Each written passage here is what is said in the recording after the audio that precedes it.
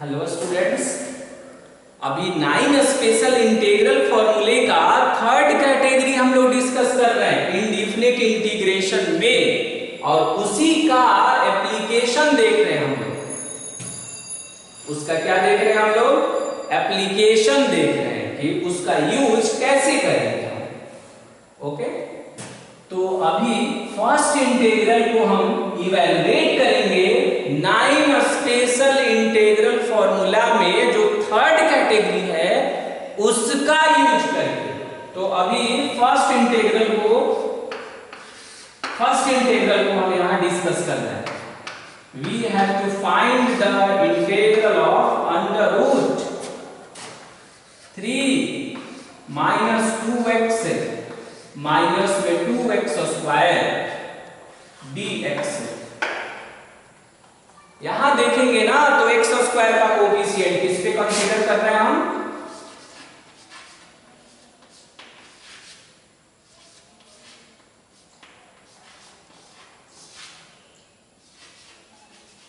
Considering on 3 minus 2x minus में 2x square. 3 minus 2x minus में 2x square, इसी पर हम कंसीडर कर रहे हैं। तो जब हम इस पे कंसीडर करेंगे 3 minus 2x minus 2x square पर, तो यहाँ x स्क्वायर का कोफिशिएंट नेगेटिव है। x स्क्वायर का कोफिशिएंट क्या है? नेगेटिव है। तो पहला काम नेगेटिव का कॉमन बनाना है। दूसरा, x स्क्वायर का कोफिशिएंट 1 होना चाहिए। तो x स्क्वायर का कोफिशिएंट 1 करने के लिए -2 का कॉमन बनाना होगा। ओके, तो -2 का हम कॉमन बनाएंगे। कितना आएगा? x स्क्वायर ये प्लस में हो जाएगा, यहां से भी हो जाएगा तो ये x हो जाएगा, और ये बनेगा माइनस में 3/2। फिर मल्टीप्लाई करके चेक करिए, minus 2x square minus 2x, and इससे करेंगे तो 2 कैंसिल होगा, माइनस माइनस प्लस, और ये 3 हो जाएगा। आप सोचेंगे कि x स्क्वायर का कोफिशिएंट 1 क्यों बनाते हैं? तो आपने देखा होगा, ऐसा डिस्कशन पहले भी मैंने कई बार किया है कि अगर x स्क्वायर का कोफिशिएंट 1 है ना, तो ये बहुत ही इजी फॉर्म को प्राप्त करता है। अब ये है -2। अब यहां मैनेजमेंट करने वाले हैं। a स्क्वायर प्लस में 2a, और b के लिए सेल्फ थिंकिंग बॉक्स बनाने वाले हैं। बताइए मुझे b के लिए क्या भरना चाहिए यहां?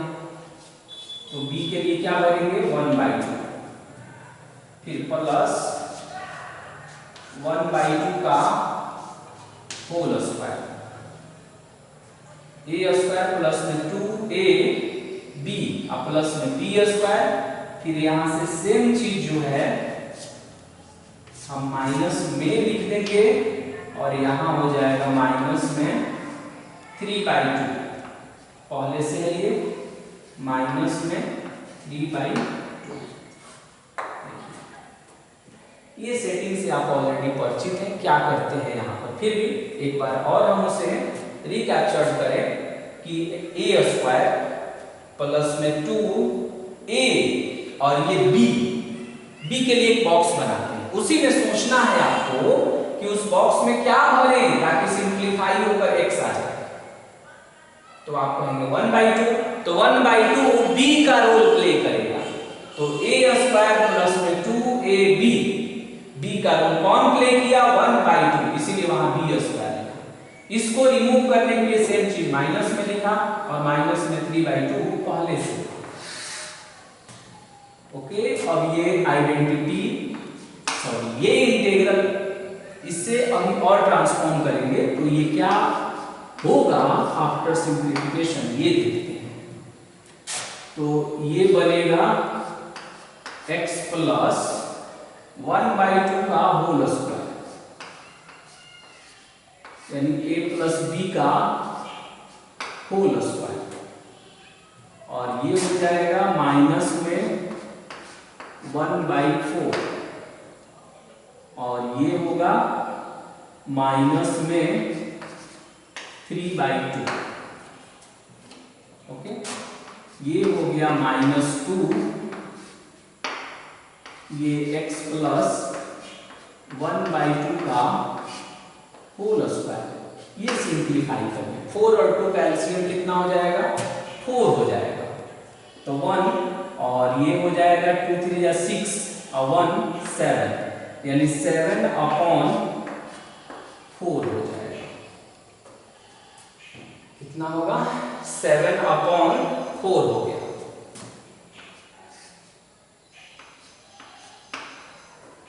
आपको क्या करना है कि अब माइनस से मल्टीप्लाई भी कर देना है, 2 से नहीं करेंगे, लेकिन इस माइनस को हम इनसाइड में फिर एडजस्ट करेंगे, कॉमन बनाए और फिर लास्ट में इस माइनस को हम फिर उसमें लाकर मल्टीप्लाई कर देते हैं। तो बताइए, माइनस से मल्टीप्लाई करेंगे तो ये प्लस बनेगा और इसे हम ऐसे लिखेंगे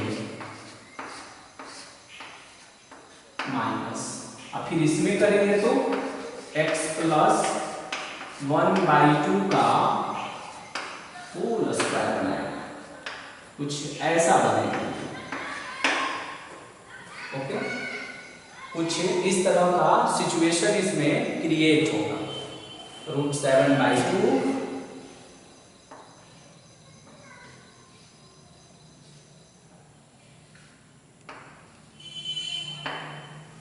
√7/2 का whole square minus x plus 1/2 का होल स्क्वायर, ऐसा ये बनेगा। जब ये कंसीडर हम कर लेंगे तो फाइनली हम इंटीग्रल में आएंगे। माइनस को इसलिए मल्टीप्लाई कर लेते हैं ना कि अगर माइनस यहाँ रहे रूट के इनसाइड में तो फिर बाहर कैसे आएगा? अगर हम नहीं मल्टीप्लाई करें इस माइनस से तो आउटसाइड में कैसे आएगा? और आउटसाइड में आएगा भी तो आयोटा लेकर आएगा, इसीलिए हम उस माइनस को पुनः उसी में एडजस्ट करते हैं। दिस इंटीग्रल टू रूट में 7/2 का whole square minus x plus 1/2 का होल स्क्वायर और ये हो गया आपका dx। अब इसका आइडेंटिटी यूज करिए, हम आइडेंटिटी को रिकॉल करते हैं आपके लिए। क्या बताया मैंने? √a² minus x² dx। Formula लिखा हमने x √a² minus x² by में 2 प्लस में a²/2 साइन इनवर्स और ये हुआ x/a। क्या हो गया? x/a हो गया। ओके, अब इस आइडेंटिटी को यहाँ यूज करना है मुझे, तो बताइए कैसे यूज करेंगे? ये बाहर आएगा तो √2 हो जाएगा, ब्रैकेट ले लिए। x का काम कौन किया?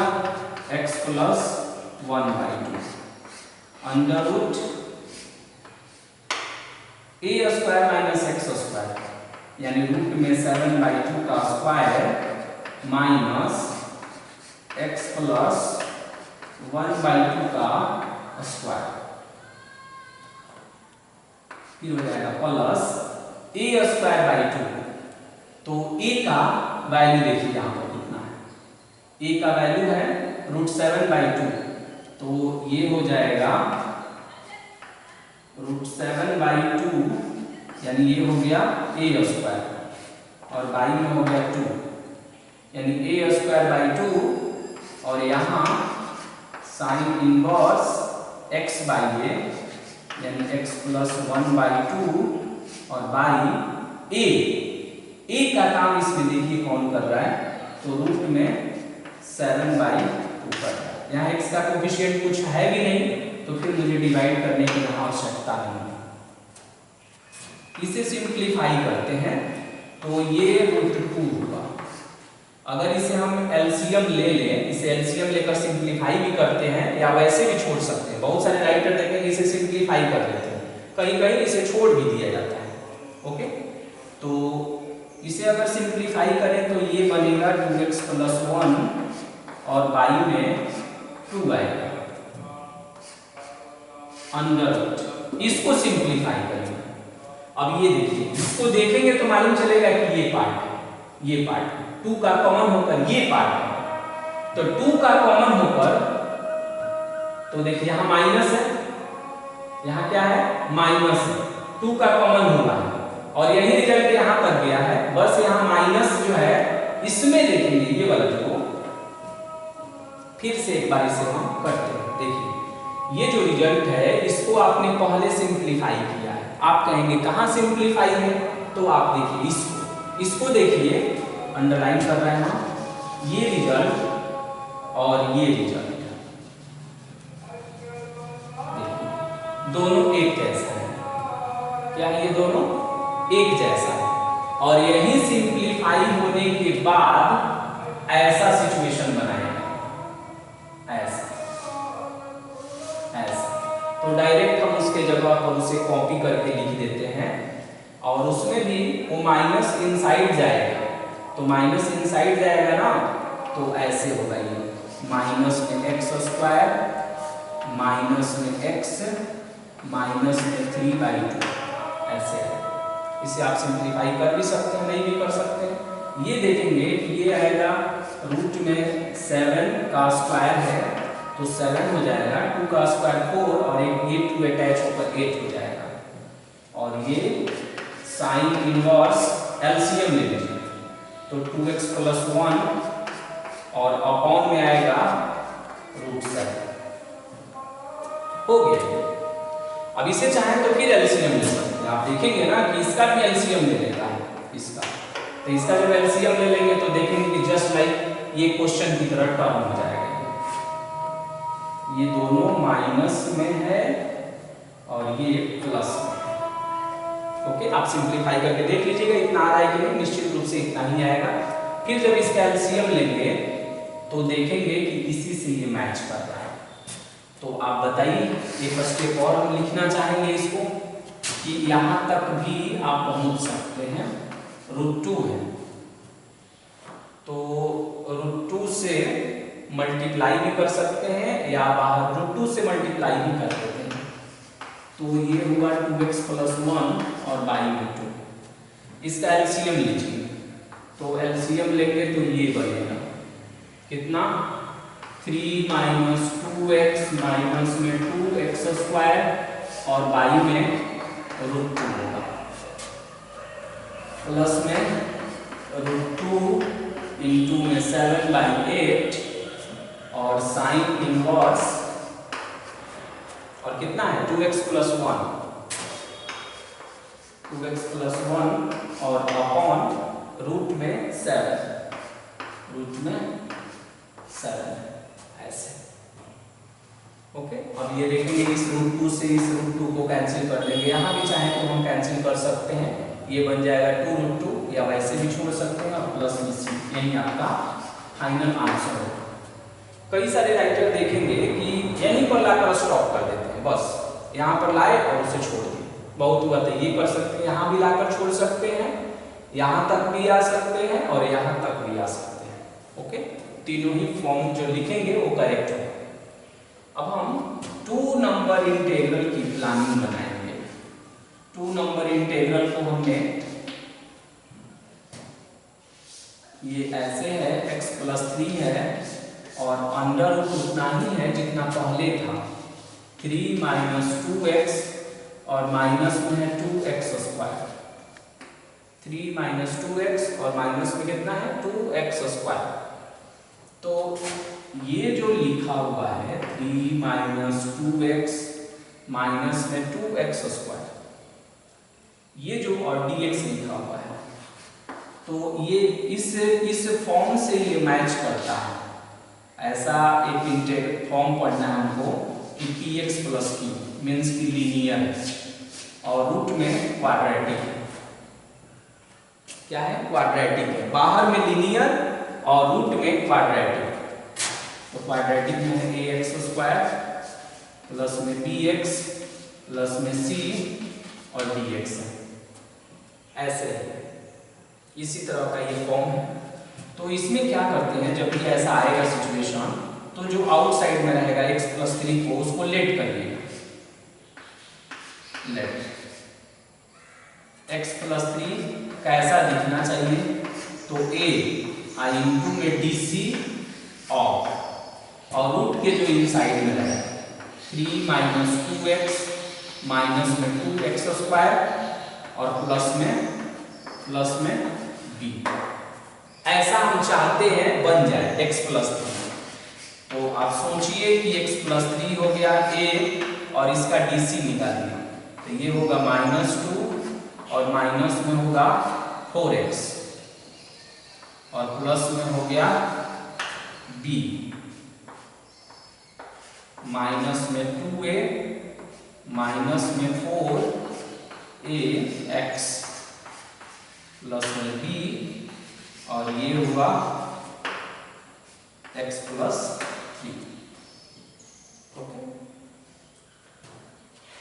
अब इसे देखेंगे कि यहाँ x का कोफिशिएंट कितना है, तो -4a है तो माइनस में 4a।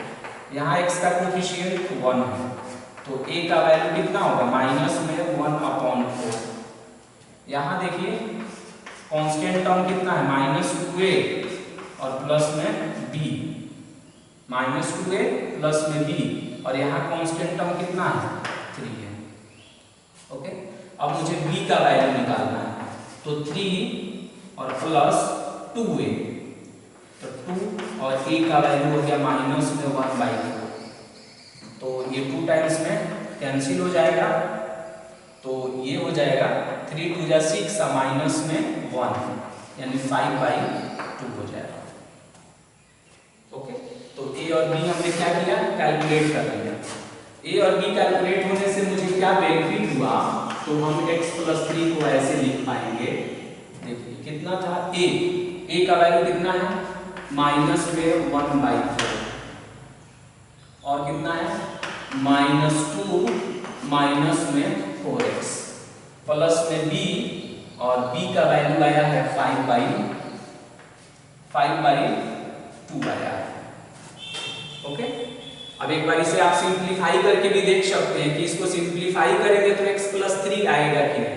देखिए रफ कर लेते हैं, हम एक बार चेक करके भी दिखाते हैं। इससे मल्टीप्लाई करेंगे तो ये माइनस में 1/2 होगा, इससे करेंगे नहीं सॉरी प्लस में हो जाएगा और इसके साथ करेंगे तो भी प्लस में आएगा ये, और ये x आएगा और प्लस में 5/2 में 1/2 जोड़ देंगे तो 3 आ जाएगा और x आ गया, यानी मैचिंग कर रहा है, ये करेक्ट है। अब ऐसा करने से मुझे बेनिफिट क्या हुआ, आउटसाइड में जो x प्लस 3 वेट कर रहा था ना, वो x प्लस 3 अब ऐसा बनेगा माइनस में 1/4 -2 माइनस में 4x और प्लस में b, तो b का काम कौन किया, 5/2 और यहां पर था रूट में जो भी है उसको लिखकर यहां dx। अब इससे इसमें मल्टीप्लाई करेंगे, रूट से इसमें, तो ये होगा माइनस में 1/4 आउटसाइड में आएगा और यहां आएगा -2 माइनस में 4x और रूट में कितना है 3 माइनस 2x माइनस में 2x स्क्वायर dx। इसको जब इससे मल्टीप्लाई, इस अब देखिए रूट वाले को इस पार्ट से हमने कर दिया और फिर इससे करेंगे तो ये आएगा 5/2 और under root 3 minus 2x minus में 2x स्क्वायर और ये हो जाएगा dx। कुछ ऐसा आ रहा है, इससे आप फैमिलियर है, इसको आप ऑलरेडी कैलकुलेट कर चुके हो। प्रीवियस में आप देख रहे होंगे कि आपका मिशन यही था। ओके, लेकिन जब ये क्वेश्चन आएगा, ये लॉन्ग क्वेश्चन होता है, तो फिर आप इसको कैलकुलेट करेंगे ये वाले।